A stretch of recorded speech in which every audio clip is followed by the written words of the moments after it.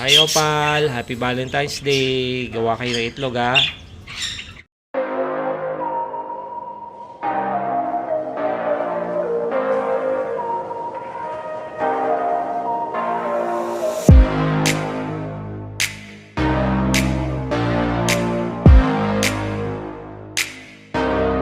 What's up guys, Ebong Lock TV. Good morning, good morning, good morning. So, time check, it's 8 o'clock, 8 a.m. Pupunta sana tayo sa poultry supply. Pero, sumilip muna ako dun sa aking breeder section. At meron tayong good news. Yung ating mga itlog, may napisa na.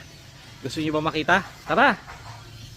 Habang sinisilip ko nga yung aking breeder section, may nakita akong mga itlog, mga shells. Ayun, no? Shells. Ayun. Kita nyo ba yun? Yan, may mga shells doon, no? Isa pa doon. May isa pa doon. Ayun. Tapos, ayun, meron din doon. Tapos, baka ako'y naglalakad dito. Nakakita rin ako ng shell dito eh. Kaso nawalis ko na yata. Ayan. So, hinahanap ko kung asan ba yung mga may pisa. Ito wala pang itlog to. Yung US bird natin.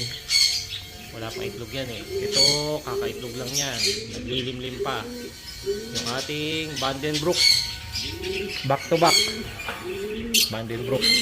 Dalawa itlog yan. You know? Pero di ko alam kung fertile.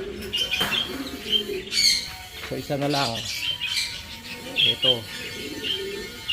Tingnan natin. Yun. Yun o, nagpasilip o. Kitang-kita. So yung itlog niyan ay isa lang. Napisa na. Pero hindi kanya yung sitter lang nito. Sitter lang siya nung magic pair natin na kinuha natin sa Mabalacat. Yun yung nag-aalaga ngayon ng ating itlog ng German Imbrek. So, napisa na yung itlog niya dito. Tingnan naman natin kung napisa niya yung sa German Imbrek. Okay. So, dito muna tayo. Yun o, may nakikita akong paa. Gumagalaw. German Imbrek. Oh my God! Woohoo! Tingnan nga natin kung ilan. Ayun, may isa. Oh, may isa. Ay, dalawa na. Ayun o, ay dalawa. Dalawang itlog ang napisa ng German. Bali tatlo yan kasi nilagay ko yung isang itlog nung US bird. Kung di ako nagkakamali US bird ba yung nilagay ko dyan. Yun, kasi nagpa-sitter ako kasi may mga ginagawa kong project na gusto ko dumami yung itlog. So, alamin ko pa kung ano yung isang itlog na yan. Pero yung dalawa na yung napisa. Naku, yun yung German Imbrek natin. Pisa na. Tapos yung mismo anak nila, nakasitter dun sa Jansen at saka dun sa Brown na may dugong high milim. Yan o. Ayos. Sige. Bilis yan Tapos itong ating ito naman ang ating Goke line at Manga line. Napisa na rin. Tingnan nga natin. Ayun, napisa na yung isa. Grabe. Alam nyo ba itong German Imbrek, ang sabi sa akin ng tropa, yung itlog daw ng German Imbrek, 8 days pa lang nung kinuha ko. So, kailan yun? Siguro first week of February ba? Expected ko sa ano pa yan, 17 mapipisa. Ngayon ay 14 pa lang. So, by the way, Happy Valentine's Day pala sa inyo lahat. Happy Valentine's Day! Tama ang ating Valentine's Day.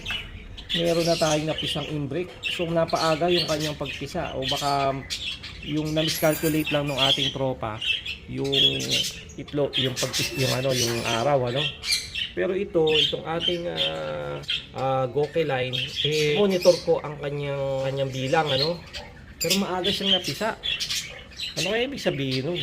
Ang in-expect ko to mapipisa to mga 17 17, ngayon 14. So 3 days siyang maaga. Sabi ng mga eksperto pagdating sa ganyan, kapag ka maagang napipisa ang itlog, ibig sabihin kondisyon ng ibon mo. Malakas ang ibon mo. Pati yung kanyang itlog, yung inakay malakas. So sana nga hindi siya magkasakit at magtuloy-tuloy siya. So walagaan natin mabuti ito, babantayan natin para mapalaki natin ng malakas at malusog yung ating mga inakay. So ayan guys, bali meron tayong 4 na inakay na napisa na. Ayan, may 4 na tayo.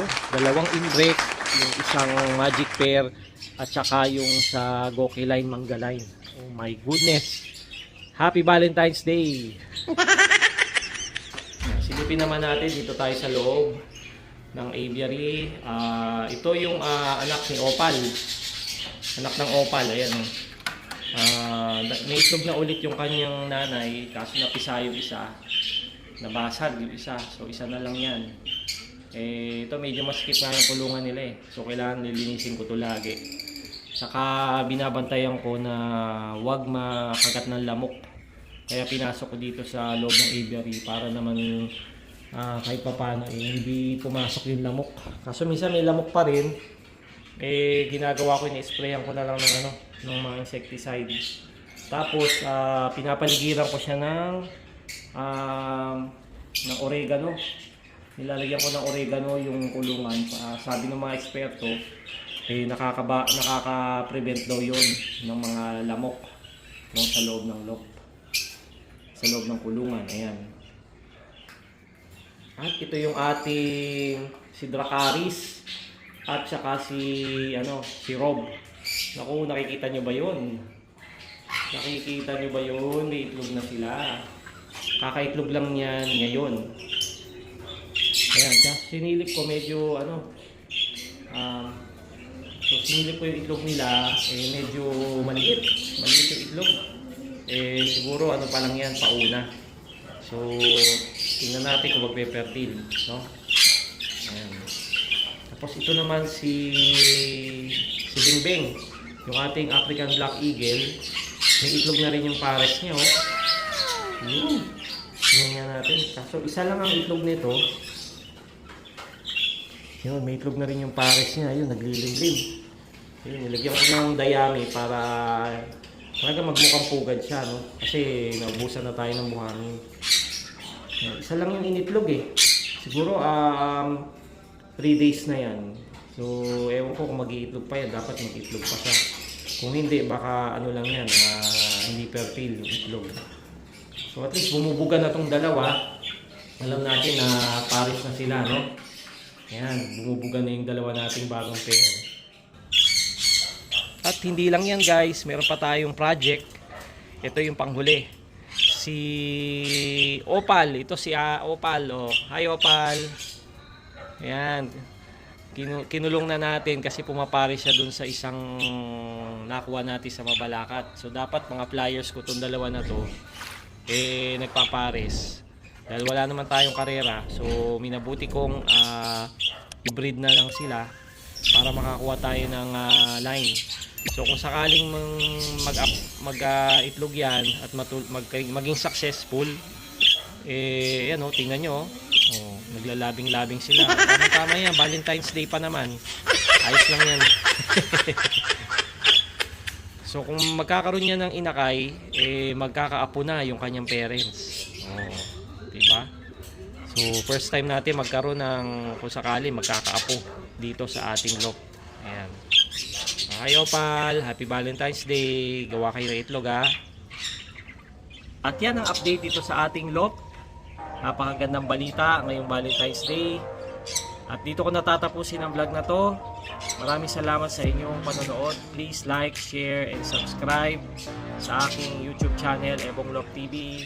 Maraming salamat sa inyong panonood. Keep safe. God bless. Bye-bye.